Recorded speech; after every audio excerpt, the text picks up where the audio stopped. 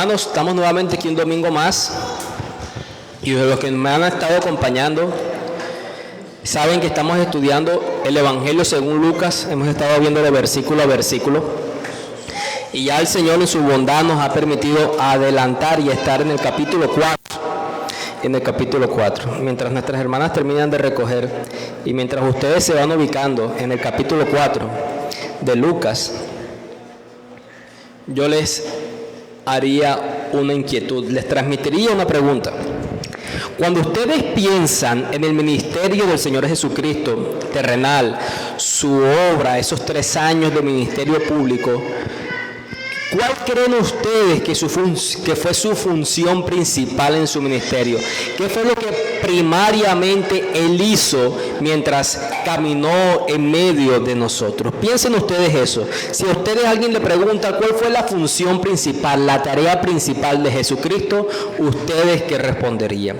Mientras van pensando en eso, y como les decía, nos vamos ubicando en Lucas capítulo 4, los invito a que vayamos a leer una historia bastante conocida. Es un poco extensa, son 16 versículos, pero vamos a leerla y tiene tanta riqueza en esta mañana que el Señor nos ayude a poder ver lo que trae para nosotros. Capítulo 4 de Lucas, versículo 14. Capítulo 4 de Lucas, versículo 14. Del 14 al 30. Voy a leer en la versión Reina Valera 1960. Dice: y Jesús volvió del poder del Espíritu a Galilea y se difundió su fama por toda la tierra de alrededor, y enseñaba en las sinagogas de ellos y era glorificado por todos. Vino a Nazaret, donde se había criado en el día de reposo, entró en la sinagoga conforme a su costumbre y se levantó a leer. Y se le dio el libro del profeta Isaías, y habiendo abierto el libro, halló el lugar donde estaba escrito: el Espíritu del Señor está sobre mí, por cuanto me ha ungido para dar buenas nuevas a los pobres, me ha enviado a sanar a los quebrantados de corazón, a pregonar libertad a los cautivos y vista a los ciegos, a poner libertad a los oprimidos, a predicar el año agradable del Señor. Y enrollando el libro, lo dio al ministro y se sentó. Y los ojos de todos en la sinagoga estaban fijos en él. Y comenzó a decirles: hoy se ha cumplido esta escritura delante de vosotros. Y todos daban buen testimonio de él y estaban maravillados de las palabras de gracia que salían de su boca. Y decían: ¿no es este el hijo de José? Él les dijo: sin duda diréis este refrán: médico, cúrate a ti mismo. De tantas cosas que hemos oído que se han hecho en Capernaum, haz también aquí en tu tierra. Y añadió: de cierto os digo que ningún profeta es acepto en su propia tierra. Y en verdad os digo que muchas viudas había en Israel en los días de Elías, cuando el cielo fue cerrado por 3 años y 6 meses, y hubo una gran hambre en toda la tierra. Pero a ninguna de ellas fue enviado Elías, sino una mujer viuda en Sarepta de Sidón. Y muchos leprosos había en Israel en el tiempo del profeta Eliseo, pero ninguno de ellos fue limpiado, sino Naamán el sirio. Al oír estas cosas, todos en la sinagoga se llenaron de ira, y levantándose le echaron fuera de la ciudad y le llevaron hasta la cumbre del monte sobre el cual estaba edificada la ciudad de ellos, para despeñarle. Mas él pasó por medio de ellos y se fue. Vamos a orar. Padre, Señor, aquí hay tanta belleza en tu palabra, hay tantas cosas que nos podemos admirar, tantas inquietudes por responder, que la capacidad humana no es suficiente para esto, Señor. Aquí vemos a Jesús hablando, predicando las Escrituras. Oh, Señor, para mí intentar explicar lo que Él explicó, solamente pronunciar eso me da temor en mi corazón. Él es el maestro por excelencia, el mejor predicador que ha caminado en medio de nosotros. Yo deseo, Señor, que este pueblo que está aquí delante de ti no reaccione al igual que el pueblo judío, que su incredulidad no le deje ver lo que Jesús les quiso revelar, que esta iglesia con sus debilidades y pecados responda con temor y arrepentimiento y fe en la persona de Cristo. Pero también oro por mí, Señor, por mis propias debilidades y pecados. No quiero ser tropiezo para el entendimiento de ellos ni para deshonrar tu nombre, Señor. Tú conoces mi mente y mi corazón, lo que hay en este momento. Tú conoces mi debilidad en el hablar. Me confundo muchas veces, Padre, pero es a tu poder a quien clamo. Veimos y hemos aprendido que Cristo habló en dependencia del Espíritu Santo. Es a ti, Señor, a que hables por medio de esta palabra, a que transformes los corazones que aquí se encuentran, a que cuando salgamos de esta casa no seamos lo mismo que llegamos aquí. Santifícanos con tu verdad, porque tu palabra es verdad. Bendito seas, Cristo. Amén y amén. Como me escucharon en la oración, tengo la tarea de intentar explicar un sermón del Señor Jesús. Yo creo que lo hace sentir uno muy pequeño, el predicador más grande que ha caminado en medio de nosotros, hablando, y como predicador en esta porción que estamos estudiando, salimos de la tentación del Señor Jesús y Lucas nos introduce al ministerio judío en Galilea del Señor Jesús. El sermón de esta mañana tiene por nombre, como la pregunta del versículo 22, ¿no es este el hijo de José? ¿No es este el hijo de José? Y lo que podemos ver aquí en los versículos 14 al 15 es la introducción de donde Lucas nos ubica acerca de la vida de Jesús. Los traslada inmediatamente al ministerio de predicación en las sinagogas del Señor Jesús. Luego vemos en los versículos del 16 al 17 como la costumbre de lo que se hacía en las sinagogas, cómo era el modelo de reunión en las sinagogas. Vemos el mensaje que leyó el Señor Jesús del libro de Isaías, los versículos del 18 al 19. Vemos la explicación del Señor Jesús en el versículo 21. Vemos una primera respuesta del público del versículo 22.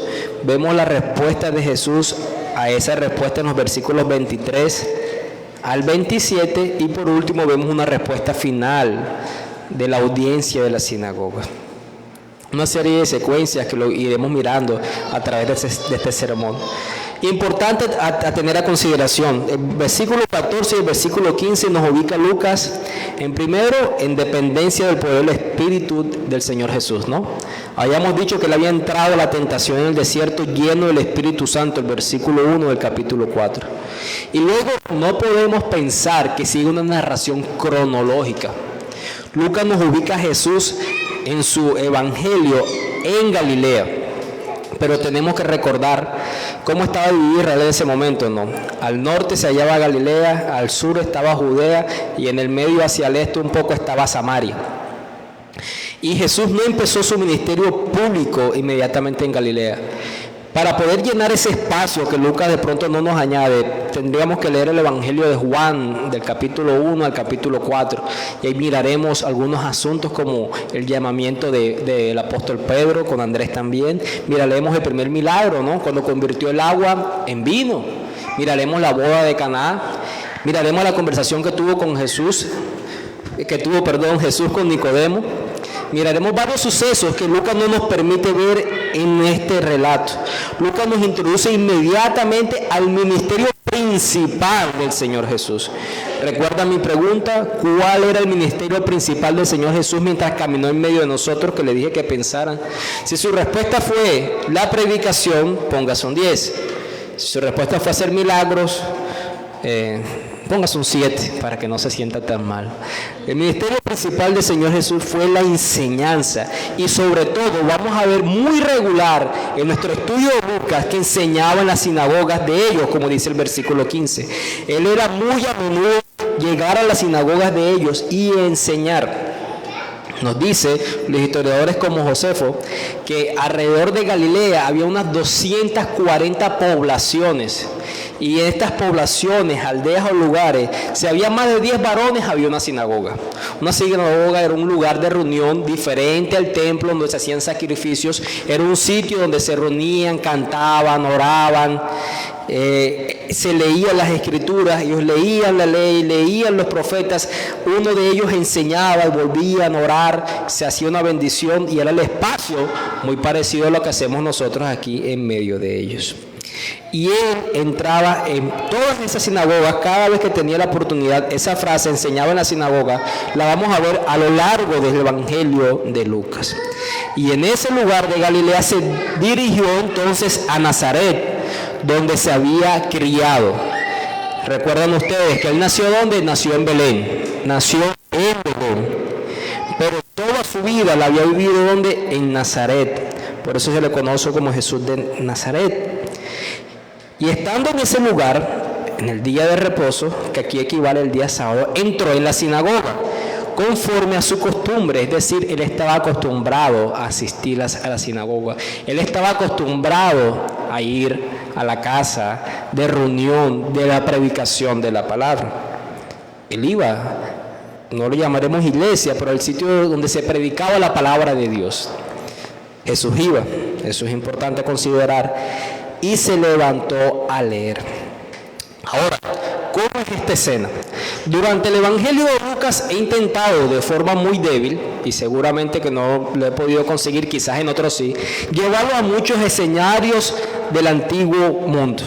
Los llevé al templo con la visión de Zacarías, ¿recuerdan? Zacarías era un sacerdote y yo intenté explicarle cuál era su oficio, cuál era su temor, porque la gente estaba temerosa de que Zacarías no salía, porque quizás hizo algo indebido y murió ahí. Luego también intenté llevarlos en un viaje de Nazaret precisamente a Belén para el nacimiento, y les decía que iba María, una mujer como el parto se dio en esos días, quizás de 9 meses, en un recorrido alrededor de unos 30 kilómetros, montada en un burrito, y nos imaginamos la travesía de María montada en este burrito, caminando, andando con sus familiares y conocidos para el censo, que eso fue en el capítulo 2.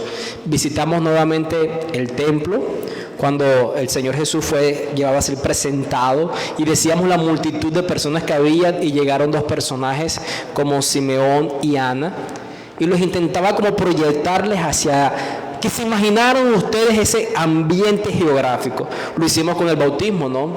Les decía que bautizaban en el río Jordán y que Jesús venía de la parte de arriba y tenías que descender, y yo les decía, imaginen ese recorrido viendo esta multitud de pecadores. Luego lo hicimos con la tentación del Señor Jesús. Hablábamos acerca del desierto y en comparación del Edén. Hoy quiero llevarlos a ustedes a una sinagoga judía del primer siglo, a que ustedes sepan cómo eran las reuniones que ahí se hacían, para que ustedes entren en ese escenario y puedan apreciar lo que aquí estaba sucediendo, para que ustedes puedan oír, sentir, escuchar las murmuraciones y los rumores, la admiración que sintió el pueblo judío en el primer momento de su predicación, y al mismo tiempo el enojo a la respuesta que él les dio. ¿Qué hacían ellos? Bueno, como les dije, si había un grupo de más de 10 personas, normalmente había una sinagoga en el pueblo, en la caserío, como quisieran, en la población. Se dice que en ese entonces en Nazaret había alrededor de unas 500 personas. Únicamente iban los hombres a la sinagoga, se congregaban a escuchar, se hacía como costumbre del día sábado, que era el día de reposo del pueblo judío. ¿Qué es lo primero que ellos hacían? Ellos hacían una oración inicial, luego pronunciaban algo que se llama, creo que es el shamó, algo así que se pronuncia en el hebreo. El punto es la oración de Deuteronomio, cuando se dice: oye Israel, Jehová tu Dios, Jehová uno es. Amarás a Jehová con todo tu corazón, con toda tu mente y con todas tus fuerzas. Después de la oración, ellos repetían esta frase varias veces. De ahí entraban a una sesión de unos cánticos, normalmente cantaban salmos, casi siempre de los últimos. Luego de esos cánticos, de esos salmos, hacían otras oraciones. Luego hacían una lectura del Pentateuco. Se distribuían entre varias personas, máximo 3 versículos cada uno, 3 porciones pequeñas cada uno. Leían el Pentateuco, luego pasaban a una lectura de los profetas. pasaban una lectura de los profetas. Dentro de ellos había alguien que se llamaba como el gobernador de la sinagoga. ¿Qué era? Era el director, el encargado de dirigir el culto, el encargado de dirigir la reunión como tal. Él asignaba a quien leía el texto, tú asignas esto, muy parecido a lo que hacemos nosotros cuando distribuimos las funciones en el Día del Señor. Y luego de la lectura de los profetas venía la enseñanza.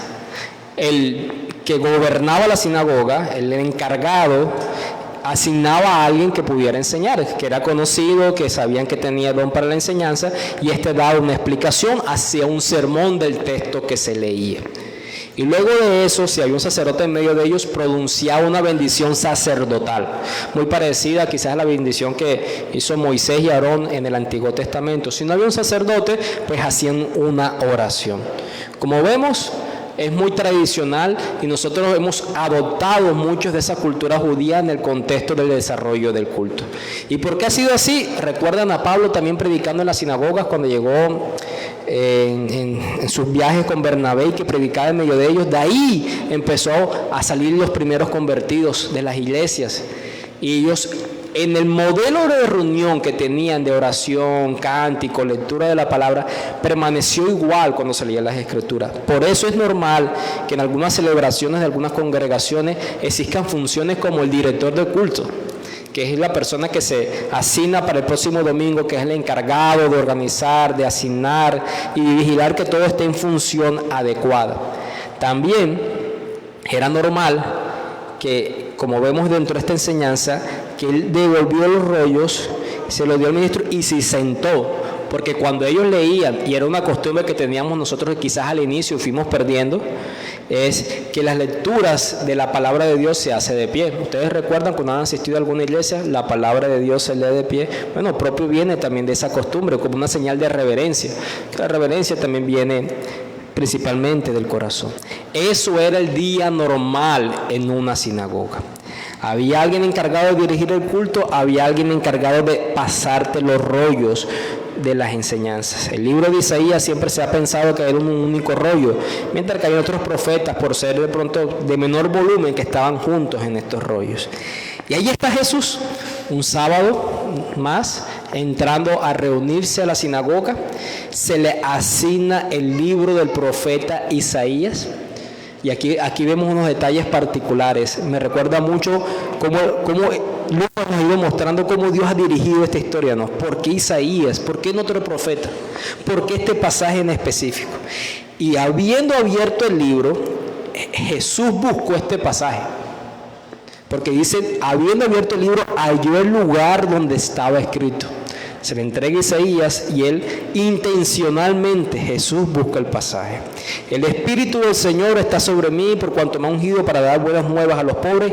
Me ha enviado a sanar a los quebrantados de corazón, a pregonar libertad a los cautivos y vista a los ciegos, a poner en libertad a los oprimidos, a predicar el año agradable del Señor. Ahora, esto es un texto que se halla en Isaías 61, versículo 1 y versículo 2. Lo primero que, si ustedes van allá, van a notar que el versículo 2 no termina cuando dice predicar el año agradable del Señor, sino que luego habla de un día también de juicio. ¿Por qué Jesús no leyó todo el pasaje? No lo sabemos. Seguramente no quería hablar de juicio en ese día, quería hablar de salvación. Solamente es una conjetura que pudiéramos hacer. ¿Qué vemos aquí en este texto? En esta primera porción, ¿qué vemos? Aquí vemos la descripción del ministerio de Jesús. Si usted quiere asignarlo como un punto, podría ser nuestro segundo punto. El primer punto es un punto de introducción. Este segundo punto puede ser el ministerio del Señor Jesús. Y es un ministerio, según lo que leemos, ¿de qué? De alguien que anuncia, de alguien que pregona, de alguien que habla. Alguien que tiene un propósito de dar un anuncio, de ser un heraldo, de ser que un profeta, como lo conocíamos en el Antiguo Testamento. Y es así porque ustedes han aprendido un oficio triple del Señor Jesucristo: rey, profeta y sacerdote. Y es la descripción del ministerio profético de nuestro Señor Jesús. ¿Qué es un ministerio profético? Alguien a quien Dios le revelaba su mensaje y esta persona lo transmitía al pueblo. Esa es la función de un profeta, ser el transmisor, el heraldo de la voz de Dios para ser llevada al pueblo. Y aquí vemos que este ministerio profético Está agrupado como en 4 o está reducido a 4 grupos. Se mencionan unos que son pobres, se menciona a unos que son quebrantados de corazón, se menciona a unos que son cautivos, se menciona a unos que son ciegos. Se menciona a unos que son ciegos. También se menciona a unos que están en libertad, a los oprimidos, pero estos no se mencionan en Isaías 61, versículo 1. Vemos pobres, vemos quebrantados de corazón, vemos cautivos, vemos ciegos. Y esos mismos ciegos van en relación a los que son oprimidos, y ya lo vamos a ver. ¿Qué quiere decir que el Señor Jesús predicara o anunciara lo que él mismo titula aquí, dar buenas nuevas a los pobres? Lo primero que tenemos que entender, y la explicación que el mismo texto nos da, es que este texto es aplicado a una única persona. Ustedes han escuchado algunos cantantes que dicen: el Espíritu del Señor está sobre mí por cuanto me ha ungido, y se apropian de esta profecía para tomarla para ellos. Pero el Señor Jesús dice claro: hoy se ha cumplido esta escritura delante de vosotros. ¿Qué les está diciendo? Yo soy aquel a quien el Espíritu del Señor ha ungido para ser quien anuncie unas buenas noticias. Hay un cumplimiento en el Señor Jesucristo. Lo primero que vemos es que este ministerio está dirigido por el Espíritu del Señor. El Espíritu del Señor ha descendido y ha ungido, es decir, ha apartado a Jesucristo para una obra particular. Eso significa que sea ungido, ha sido apartado para una obra particular. Ha sido apartado por el mismo Espíritu de Dios. Y no es raro que podamos pensar que el ministerio mesiánico, es decir, el libertador, tuviera un respaldo del Espíritu Santo. Ustedes recuerdan Isaías 42, versículo 1, que lo hemos compartido varias veces: he aquí mi siervo, yo lo sostendré, mi escogido, en quien mi alma tiene contentamiento, las palabras del bautismo, he puesto sobre él mi espíritu, él traerá justicia a las naciones. No era extraño entonces que él, siendo pregonado como el Mesías, el libertador, también anunciara que era respaldado por el Espíritu del Señor, que el mismo Espíritu de Dios lo había apartado para su función particular. Como les dije en la pregunta introductoria, la función de Dios, de Jesús, de Dios en la persona de Jesús, la función de Jesús, como vemos aquí, no era hacer milagros, no era sacar demonios. Esos fueron credenciales para verificar su título mesiánico. Era como hacer visible el llamamiento que Dios le había hecho a él como pregonero de dar las buenas nuevas a los pobres. El ministerio principal por el cual el Espíritu del Señor había venido sobre Jesucristo, y la forma visible fue en el bautismo, que ya vimos, era para dar un anuncio de, aquí podríamos decir el Evangelio, porque es la palabra que traduce como buenas nuevas. Pero ¿por qué pobres? ¿Por qué quebrantados de corazón? ¿Por qué cautivos? ¿Por qué ciegos? ¿Por qué pobres? Las personas pueden tener todas las riquezas del mundo que quieran tener, pero sin Cristo son personas pobres. Las personas pueden tener toda la riqueza del mundo que quieran tener, pero sin Cristo son personas pobres, porque la pobreza, o el grupo de pobreza que Jesús está anunciando aquí, es el de todo aquel que se encuentra sumergido en una necesidad espiritual que no puede saciar con ningún bien material.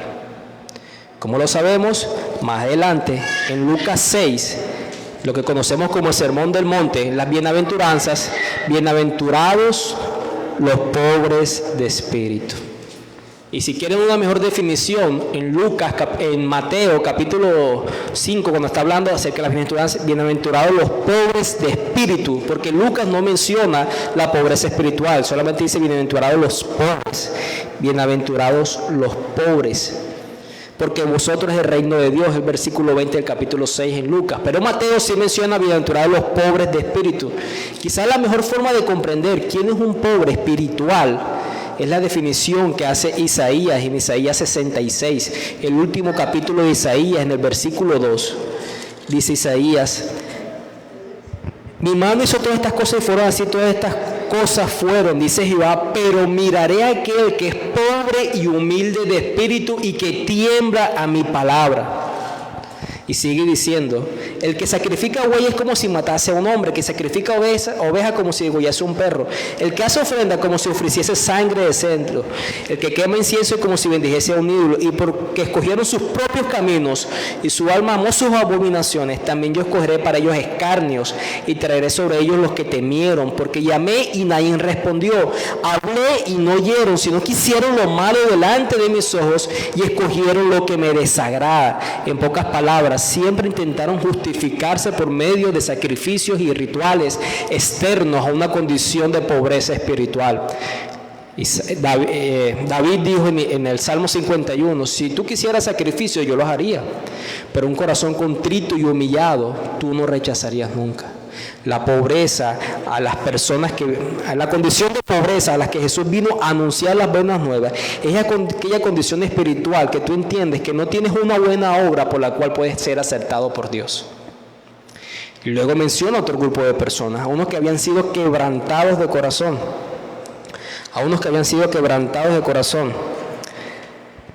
que están relacionados a los que están en libertad, a los oprimidos. Son personas que se hallan en una condición de sumo dolor donde no se encuentran saciados por nada. Son personas que pueden tener lo que puedan tener, pero su alma siempre está insatisfecha. ¿Has tenido esa experiencia? ¿Sabes? Que cuando tú has sido despertado a las verdades espirituales, tú comprendes que nada de este mundo puede saciar lo que únicamente Dios puede ofrecerte. Y son aquellos que se encuentran trabajados y cargados y que Él les ofrece un descanso, dándoles que fácil es mi yugo y ligera es mi carga. La condición a la que Él viene a predicar es un grupo de personas que no hayan satisfacción en su propia vida por nada que puedan tener, que son personas con una condición agobiada constantemente. No te hallas. Tú puedes mirar a tu alrededor, tengo un buen hogar, tengo salud, tengo un trabajo, pero estoy mal. No tiene sentido mi vida. Son personas quebrantadas de corazón. Son personas que están trabajadas y cargadas y que Él llama precisamente a eso. Pregona también libertad a los cautivos. Y aquí la metáfora es alguien que está preso. Es alguien que está preso. ¿Y cuál es el mensaje de cuál es ese cautiverio? Aquellos que son presos ¿de quién? De Satanás y del pecado. Por eso cuando Él dice en Juan capítulo 8, el que el Hijo libertare verdaderamente será libre, es porque hay una condición de cautividad que tú eres preso del pecado. Yo no soy preso de nadie, podrías tú decir. Yo te preguntaría, entonces, ¿por qué no dejas de pecar? ¿Por qué no amas a tu familia como deberías amar? ¿Por qué no dejas de ofender a las personas que amas? ¿Por qué no dejas de mentir? Porque hay alguien que te subyuga y te gobierna, que es el pecado. ¿Qué es el pecado? Y viene a ofrecer una libertad que únicamente Él puede dar. Y da vista a los ciegos. La mejor frase para poder decir, yo soy la luz del mundo. El que viene a mí no andará en tinieblas. Las verdades espirituales solo pueden ser conocidas cuando Cristo las revela. Hay una condición de ceguera que tiene el mundo natural. Todos aquellos que no creen en Cristo hay una condición de estar en una condición de ceguera espiritual. Y solamente los que son redimidos por Él, los que escuchan su mensaje, pueden ver estas verdades. ¿No eras ciego tú antes de conocer a Cristo? ¿No andabas como si Él no existiera? ¿No ignorabas sus verdades? ¿No ignorabas a Dios? Y luego de un día a otro, todas estas verdades que se predicaban, los aleluyas en la calle, viniste a amarle y pertenecer a ese grupo de aleluyas o de evangélicos. Entonces, Él viene con un grupo particular. Yo vengo a dar una buena nueva, yo vengo a salvar, yo vengo a rescatar a unos que conocen su condición de pobreza, a unos que saben que están quebrantados de corazón, a unos que son cautivos del pecado, a unos que son ciegos espirituales. ¿Cuál es la mejor forma de ver un ejemplo de esto? Miren al publicano cuando estaba orando. Ustedes recuerdan más adelante, en Lucas también lo vamos a ver, esa parábola del, creo que es el 16, del el fariseo y el publicano. El fariseo se presentaba: yo ayuno, yo oro, yo diezmo, yo no soy como aquel, yo Dios estoy bien delante de ti. Pero el publicano, sin poder levantar sus ojos al cielo, una condición de estar quebrantado en el corazón, diciendo: sé propicio para mí, una condición de pobreza espiritual, no tengo que ofrecerte. Sé propicio para mí porque soy pecador, soy cautivo del pecado. No puedo ver más allá de mi condición y no entiendo la realidad por la que puedo ser rescatado. Solo tú puedes rescatarme. ¿Y qué dijo Jesús? Yo les aseguro que ese, el publicano y no el fariseo, volvió justificado, perdonado a su casa. Ese es el ejemplo claro de una condición espiritual a la que Jesús vino a rescatar. Y añade además a predicar el año agradable del Señor. Implícitamente está en este mensaje de Isaías el año del jubileo. Él venía a traer una libertad, como lo vimos en la cena del Señor, una libertad que no se había experimentado nunca antes. Es decir, se ha cumplido, así como se pregonaba libertad en el año del jubileo, con mi anuncio, con mi ministerio terrenal, ha empezado la salvación. ¿Recuerdan la predicación en otros pasajes como Marcos, cuando él dice: arrepentíos porque el reino de los cielos se ha acercado? Es el cumplimiento profético en este momento y ahora, con mi mensaje de predicación de buenas nuevas a ustedes. Y esa fue la lectura, y esa fue la explicación. Hoy se ha cumplido esta escritura delante de vosotros. En pocas palabras, él estaba diciendo: yo soy aquel que viene a rescatar a los pobres, a los quebrantados de corazón, a los cautivos y a los ciegos. Ahora, ¿fue todo el sermón del Señor Jesús? No. El versículo 21 nos dice que él comenzó a decirles. ¿Qué tanto dijo? No sabemos, pero Lucas considera que esto es suficiente para la información de su texto. Y la escena es dramática. Él enrolla el libro, se lo da al ministro, a la persona encargada de administrar los rollos. Se sentó. La costumbre en ellos de enseñanza era estar sentados. Y los ojos de todos en la sinagoga estaban fijos en él. Su explicación había sido monumental. Recuerden que es el pueblo donde él nació. Esto no era un visitante. Esto no era un ministro que viene de otra ciudad. Era el que ellos conocían. Y ellos estaban con una expectativa. Imagínense, ¿cuál era el mensaje que en la sinagoga se pronunciaba sábado tras sábado? ¿Cuál era el mensaje que en la sinagoga se pronunciaba sábado tras sábado? El Mesías viene, va a haber libertad. El Mesías viene, va a haber libertad. Seremos libres, seremos libres. Y Jesús dice: hoy es el día de salvación.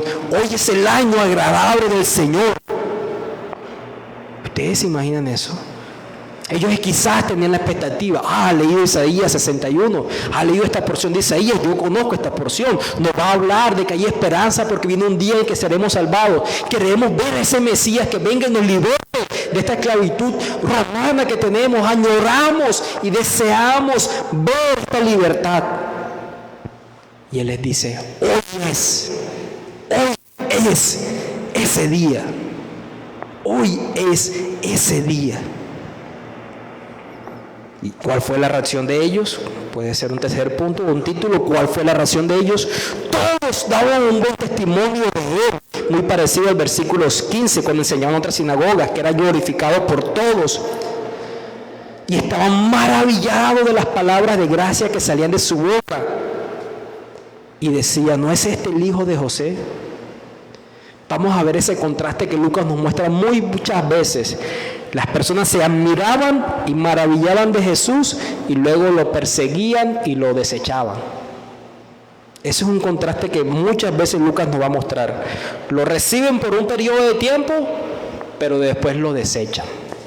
Pareciera como la parábola también del sembrador, ¿no? Aquellos que reciben el mensaje por un periodo de tiempo y después llegan las dificultades y se apartan.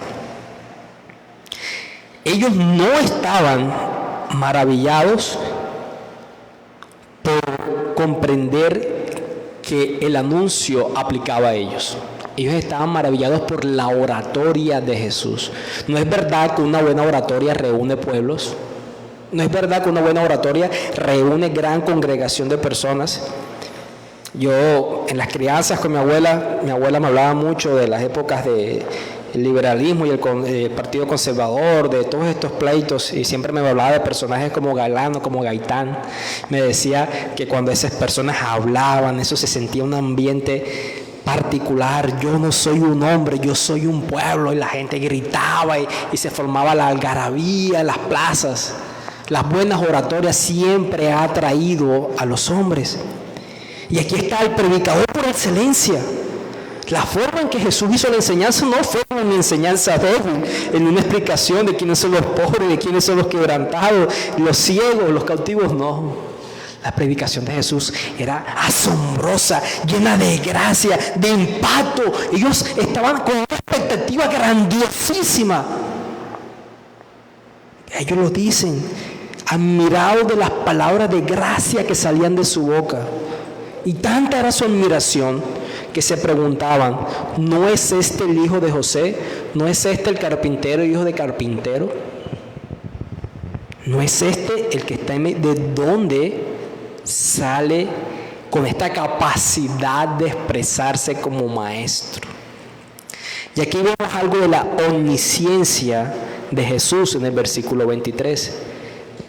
Sin duda me diréis este refrán: médico, cúrate a ti mismo. ¿Y por qué vemos esa omnisciencia? Porque él sabía que lo estaban pensando. ¿Qué estaba diciendo él? Ustedes están dudando que yo soy a quien el Espíritu del Señor ha ungido para dar las buenas noticias. Ustedes están dudando de eso. Tienen dudas de creer que yo soy el que estoy diciendo según las profecías de Isaías. Ustedes están dudando. Y seguramente me van a decir, médico, cúrate a ti mismo. De tantas cosas que hemos oído que se han hecho en Capernaum, haz también aquí en tu tierra. La inquietud de ellos no era decir, queremos ver milagros para creer. No era la inquietud de ellos. La inquietud es, haz lo mismo que hiciste allá, hazlo aquí en medio de nosotros. El pueblo judío nunca tuvo duda que Jesús hacía milagros. ¿Recuerda la conversación con Nicodemo? Señor, maestro, sabemos que vienes de Dios, porque ninguno que haga tus cosas no las podría hacer si Dios no estuviera con él. El pueblo judío reconocía que Jesús podía hacer milagros. Ellos querían era que lo mismo que hiciste allá, lo hicieras en nosotros, como una forma que egoísta, podríamos decir, un corazón de envidia, de egoísta. Si tú eres ese que estás diciendo que eres el hijo de un carpintero y te proclamas como Mesías, haz lo mismo que hiciste allá.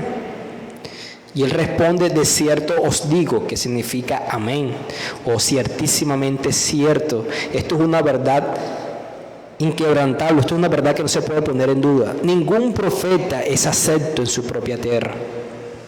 Otro refrán. Y él da una explicación maravillosa. La sabiduría de Jesús es impresionante. La sabiduría de Jesús es impresionante.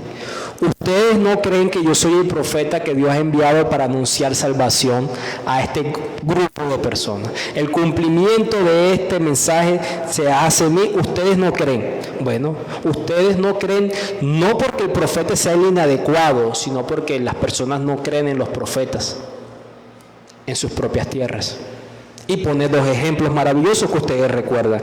Primer ejemplo, ¿no? En los días de Elías. Ustedes recuerdan, en la época de Elías, cuando era profeta, una maravilla de rey, Acab, con una maravilla de esposa, Jezabel, que llevó a toda la nación a practicar la idolatría a los Baales, a Baal.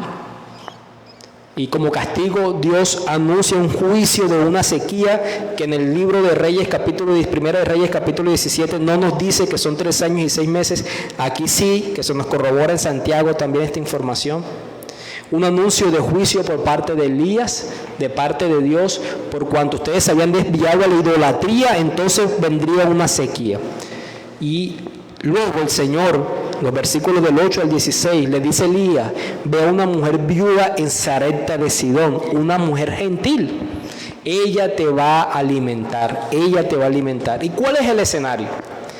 Elías llega, esta mujer tiene un hijo, es viuda, tiene un poquito de harina, un poquito de aceite, y él le dice, prepárame de comer, solo tengo esto. Yo comía esto y me iba a morir con mi hijo porque no hay nada más para comer. Yo vengo de parte de Dios, yo creo en Dios, yo creo en Jehová, creo que tú eres un profeta de Dios. ¿Y acaso la mujer le dijo, haz un milagro? Salta hacia atrás, una vuelta, una triple mortal hacia atrás, alguna obra maravillosa para creer que tú eres un profeta de Dios. ¿Eso fue lo que hizo la viuda? No, la viuda creyó y lo hizo. ¿Y qué hizo Dios? Proveyó alimentos constantemente, incluso después dio vida a su hijo que había muerto. Ella no puso en duda las palabras del profeta Elías. Si no fuera suficiente, Jesús añade otro ejemplo maravilloso. Había muchos leprosos en Israel en el tiempo del profeta Eliseo. Ya nos encontramos en Segunda de Reyes capítulo 5, los versículos del 1 en adelante. La historia de Naamán el sirio, un gentil, nada menos y nada más que un general del ejército del territorio de Siria que invadía a Israel, los llevaba cautivos, y Dios decide obrar con sanidad a este general. ¿Cuál era su enfermedad? La lepra. Tenía lepra. Dios decide enviar sanidad a uno que lo perseguía al pueblo de Dios. Eso tiene que ser ofensivo para el pueblo judío, ¿no? Tiene que ser ofensivo para el pueblo judío. ¿Y cómo le dijo? De una forma extraña. Él va, Eliseo ni lo quiere recibir, ni lo recibe. Le manda a decir, ve y te bañas 7 veces en el Jordán. Al principio tuvo un poco de traba. Voy a venirme a bañar en este río sucio, cuando en mi ciudad hay mejores ríos. Pero al final decide creer. Bueno, de hecho todo lo posible para ser curado. Voy a creer en las palabras de este profeta. ¿Ven lo que está haciendo Jesús? ¿Ven lo que está haciendo Jesús? Jesús está comparándolos a ellos con una viuda gentil, con un general gentil. Para ellos eso es una ofensa grandísima, grandísima. Ellos se consideraban una mejor condición espiritual, como el fariseo delante del publicano. Para ellos era una ofensa grandísima. Y Jesús les dice, los profetas obraron en la vida de ellos porque ellos creyeron en el llamado de los profetas. ¿Saben cuál era la forma en que ellos podían comprobar si verdaderamente Jesús era el ungido de Jehová que traía las buenas nuevas de salvación? No era diciéndole, haz estos milagros, repite lo que hiciste allá. ¿Cómo lo hubiesen puesto a prueba, entre comillas? ¿O cómo hubiesen comprobado, más bien, que verdaderamente Jesús es ese Mesías que anunciaba la liberación? Bueno, Él dice, yo tengo el poder para perdonar los pecados. Señor, esta es mi condición, perdona mis pecados. Y Él lo hubiese hecho, porque todo el que va a Él no lo echa fuera. Él lo hubiese hecho. Pero la dureza de su corazón lo separó de poder creer en lo que Jesús había sido llamado a hacer. Es por la dureza del corazón de ellos, es por la incredulidad de ellos que no creyeron en este anuncio. Imaginen este escenario. Imaginen este escenario. Nuestra teología siempre nos ha dicho, y es así, que el día de regreso, de la segunda venida de Jesús va de la mano de su juicio. Pero supongamos, hagamos pausa en nuestra teología, Jesús viene un domingo y se conoce en toda la tierra. Jesús ha llegado, 8 de la mañana. A las 10 hay un servicio de predicación donde Él va a predicar. A las 12 es el juicio. Ustedes que creen en Jesús, a todos invitan. Oye, el Jesús que yo te he anunciado ha llegado. Él está aquí y hay una última oportunidad de ir, creer y escucharlo. Vamos, yo te invito. Piensa en esas personas que constantemente tú le predicas el Evangelio. Al saber que visiblemente lo van a ver, ¿no correrían con una expectativa de escucharlo?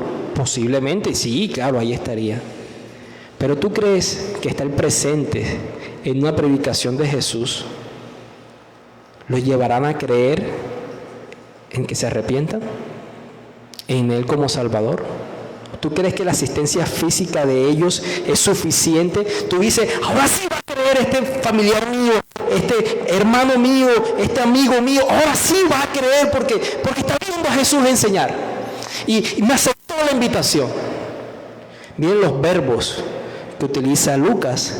Él dice que los ojos de todos ellos lo miraron y él leyó delante de todos ellos. Es decir, ellos vieron y escucharon y atendieron la enseñanza de Jesús.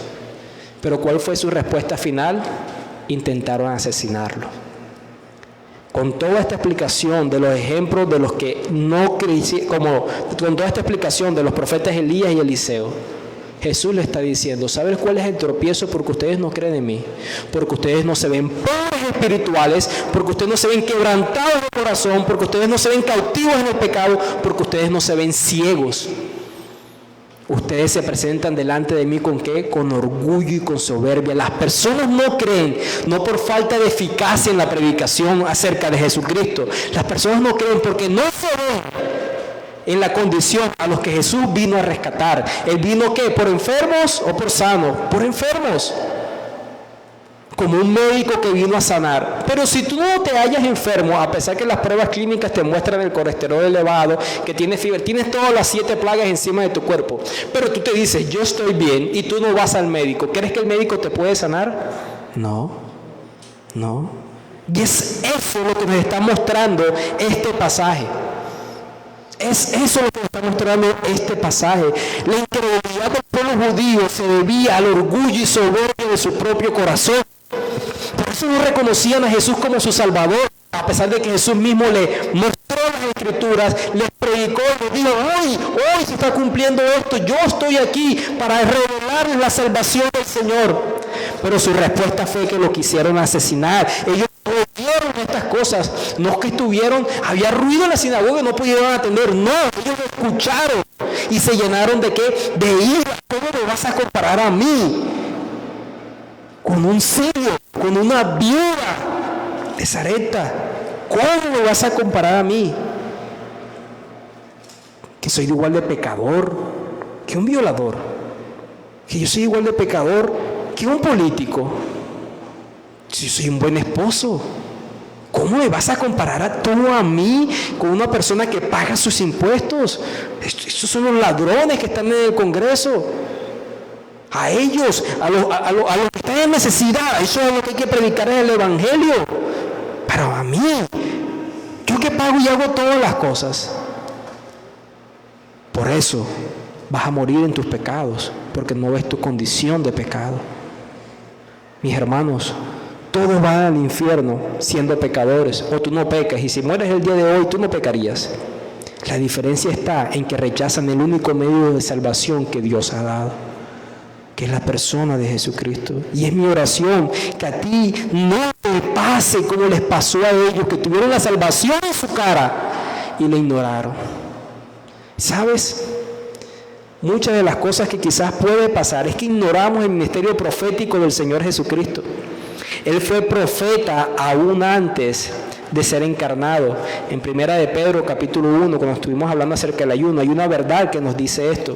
Mira el ministerio profético antes de su encarnación. Primera de Pedro, capítulo 1, cuando dice, los versículos 10, no vayan allá, yo les leo. Los profetas que profetizaron de la gracia destinada a vosotros, inquirieron y diligentemente indagaron acerca de esta salvación, escudriñando qué persona y qué tiempo indicaba el Espíritu de Cristo que estaba en ellos, el cual anunciaba de antemano los sufrimientos de Cristo y las glorias que vendrían tras ellos. El Espíritu de Cristo estaba en medio de los profetas diciendo, el Salvador va a sufrir. Y los profetas de ese tiempo querían saber quién era ese Cristo, cuándo iba a pasar. El Espíritu de Cristo estaba profetizando por medio de estos profetas humanos en el Antiguo Testamento. Él es profeta cuando se encarnó. Él mismo dice, lo que yo he escuchado del Padre, yo se los he dado a ustedes y se los he revelado. Y Él sigue siendo profeta después de su muerte. Él sigue llamando a las personas a salvación. Miren, por ejemplo, en el capítulo de Efesios, capítulo 2, las palabras de Pablo acerca del llamamiento que hizo el Señor Jesucristo a aquellos que se hallaban cautivos. Dice acerca de Jesús, versículo 16, capítulo 2, mediante la cruz reconcilió con Dios a ambos en un solo cuerpo, matando en ella las enemistades, y vino y anunció las buenas nuevas de paz a vosotros que estabas lejos y a los que estaban cerca. ¿Cómo Jesús anunció como un profeta las buenas nuevas de salvación después de su muerte? ¿Por medio de quién? De los apóstoles, de los pastores. Cuando nosotros nos paramos aquí y en nuestra debilidad y débil predicación, ustedes escuchan la verdad acerca de Jesús, Cristo mismo está hablando a tu corazón diciéndote, ven y cree en mí. Tu condición espiritual es esta. No rechaces esa condición y preséntate como alguien que entiende su pobreza espiritual, como alguien que está quebrantado de corazón. Y yo te libertaré, porque hoy es el día de tu salvación si crees en mí. Cristo sigue llamando a las personas al arrepentimiento. No es Pablo quien dice, se nos ha dado el ministerio de reconciliación por allá en Corintios, quien Dios ruega por medio de nosotros reconciliados con Dios. Cristo llama por medio de los predicadores a la reconciliación a todos aquellos que no creen. Pero si tú no crees en Cristo, no es porque Cristo no haya hecho un milagro que tú esperas que haga, no ha traído la sanidad, el empleo, la esposa que tú deseas, es porque no te ves en tu condición espiritual de pobreza, de quebrantado, de cautivo. Eres tú en tu condición. Por favor, amigo, amiga, niño, hijo, mira tu condición. Él sigue siendo Salvador. Él sigue siendo Salvador. Todo lo que viene a mí, yo no lo echo fuera, porque si no vas a Él. Pero cree que Él no lo echa fuera. La viuda creyó y recibió. Naamán el sirio creyó y fue sanado, pero los judíos se negaron por esa soberbia y ese orgullo. Vamos a orar. Dios Padre, Señor. Oh Señor, nunca me he sentido tan contento y gozoso de hallarme pobre de espíritu, de verme quebrantado de corazón. Ahora entiendo, Señor, por qué me has rescatado, y sé que mis hermanos se identifican también y reconocen que en la peor condición de su bajeza fue cuando la luz de Cristo alumbró y se sintieron libres por primera vez en su vida. Bendito seas, Cristo, que no nos rechazaste en nuestra condición de humillado, sino que aceptaste ese corazón contrito y humillado. Pero también queremos orar como iglesia juntos por todos aquellos que están aquí y no reconocen su condición espiritual. Que por favor no se nieguen más y ese corazón altivo y soberbio se ha quitado de ellos. No necesitan presentarse justificándose, sino más bien reconociendo su condición espiritual. Tú vienes a rescatar a los enfermos, no a los sanos. Que este evangelio traiga salvación a las personas que lo oyen, Señor. Amén y amén.